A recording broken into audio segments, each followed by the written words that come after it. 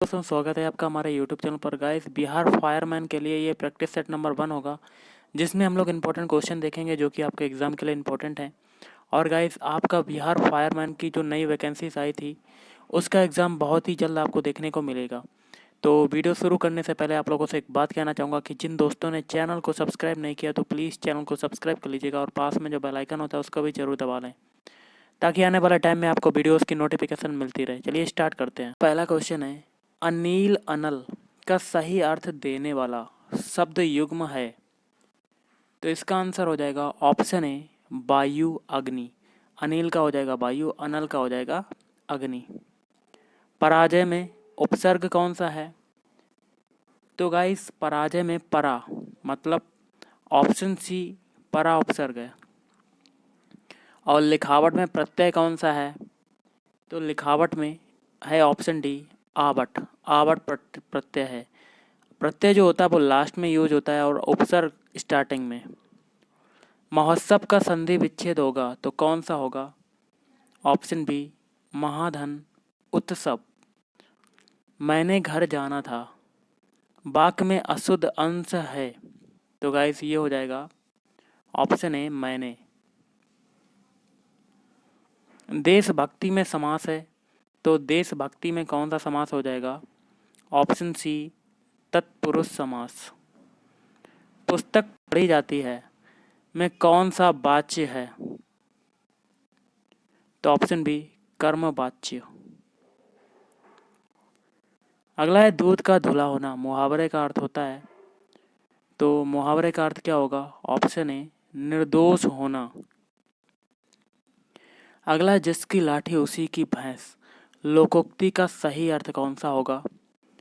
तो option B शक्ति संपन्न आदमी अपना काम बना लेता है। अब हम लोग जीके के क्वेश्चन गाइस देख लेंगे।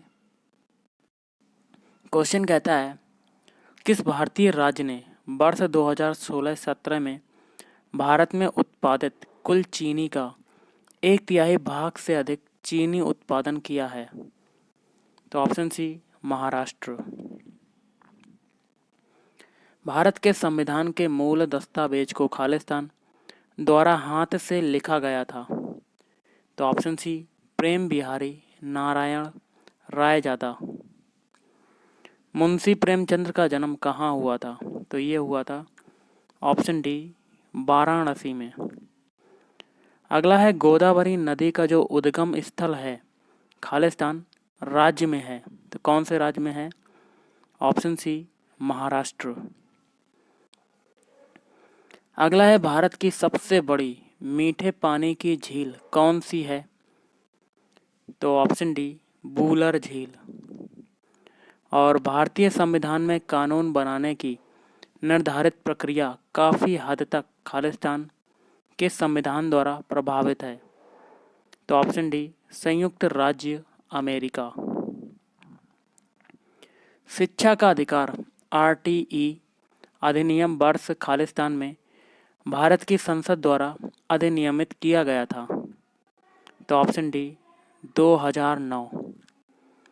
महाराजा सवाई जयसिंह द्वितीय ने खालिस्तान में एक खगोलीय वेधशाला स्थापित की। तो ऑप्शन ए उज्जैन। अगला यूनिवर्सल टीकाकरण कार्यक्रम के रूप में केंद्रीय स्वास्थ्य मंत्रालय ने खालिस्तान के विरुद्ध दोहरे संरक्षण के लिए एकल टीके का शुभारंभ किया। तो ऑप्शन ए खसरा और रूबेला। निम्नलिखित भारतीय राज्यों में से किस राज्य में द्विसदनीय विधानमंडल नहीं है? तो ऑप्शन सी तमिलनाडु। क्वेश्चन है, भारत की संविधान सभा की संघ शक्ति समिति के अध्यक्ष कौन थे? तो ऑप्शन डी जवाहरलाल नेहरू। हिमालय का तीसरा सबसे बड़ा शिखर कौन सा है? तो ऑप्शन डी माउंट कंचनजंगा। राष्ट्रीय मानवाधिकार आयोग भारत में कब स्थापित हुआ था? तो ऑप्शन सी 1993 में।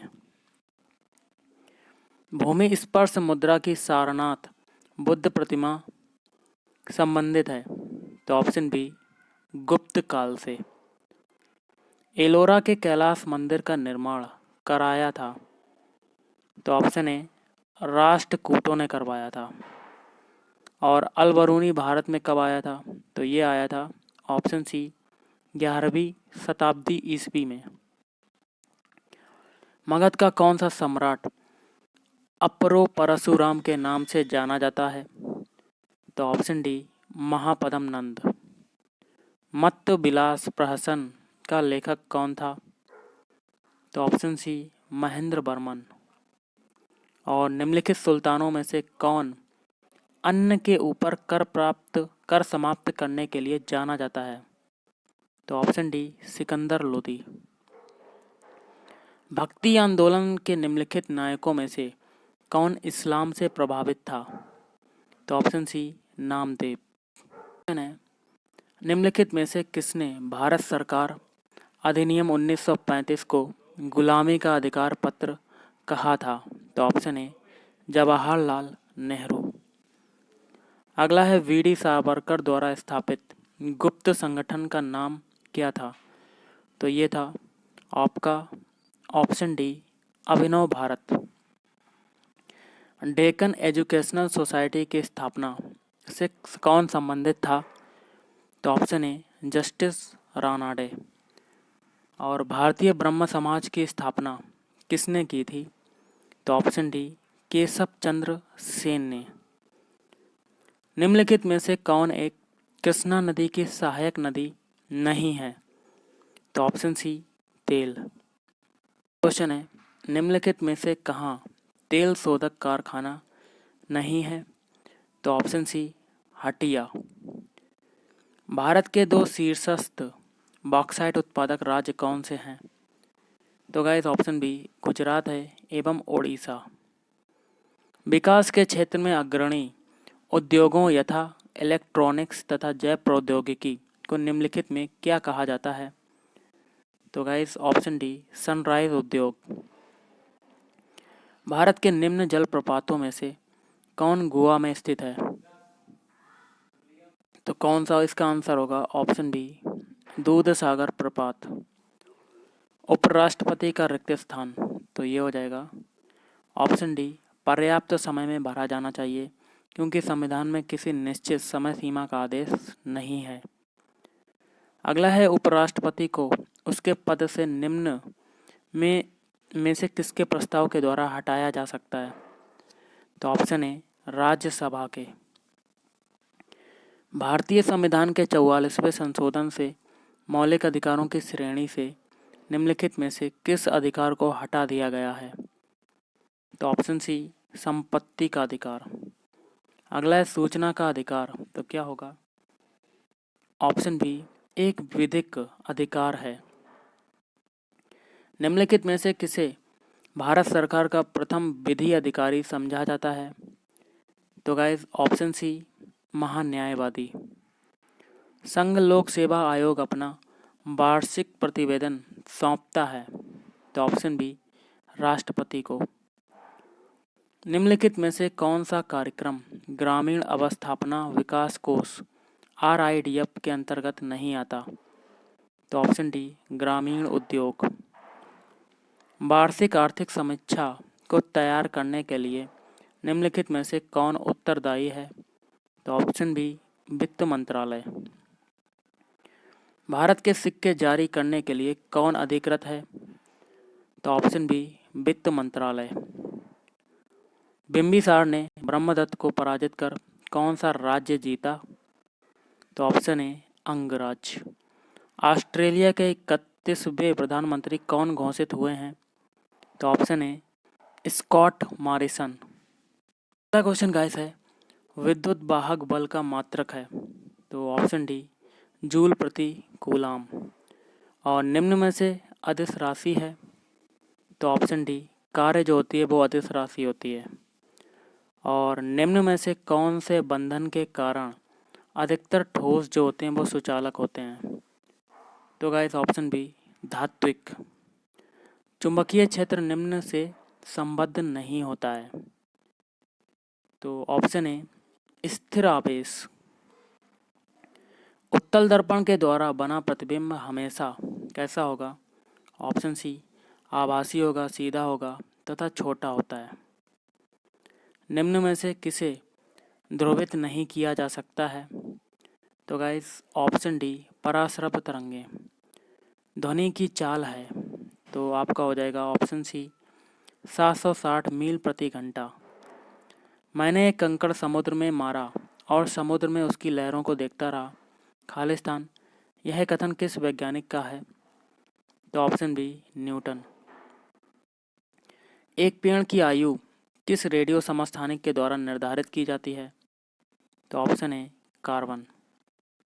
चंद्रमा का आकार लगभग है?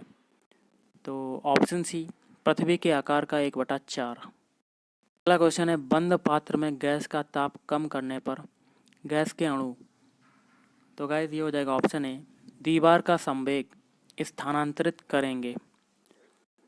किसी आदर्श गैस के दाब व आयतन का गुण होता है? तो गाइस ऑप्शन सी, गैस के ताप के समानुपाती। निम्न में से कौन विद्युत चालकत्व प्रदर्शित करता है? तो ऑप्शन बी, ग्रेफाइट।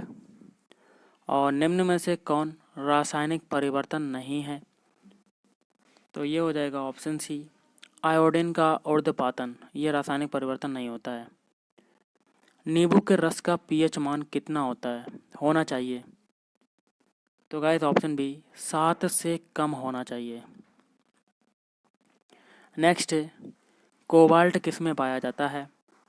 तो कोबाल्ट पाया जाता है ऑप्शन बी, विटामिन B12 में। निम्नलिखित में से एक सेल जो विद्युत ऊर्जा को रासायनिक ऊर्जा में बदलता है कौन सी होती है? ऑप्शन ए, शुष्क सेल। अगला है, टिग वेल्डिंग में प्रयुक्त गैस है? तो ऑप्शन बी, आर्गन और हीलियम, Ar और He। राष्ट्रीय रसायन प्रयोगशाला कहाँ स्थित है? तो ये स्थित है ऑप्शन ए, पुणे में। क्लोरोफ्लोरोकार्बन को निम्न नाम से भी जाना जाता है?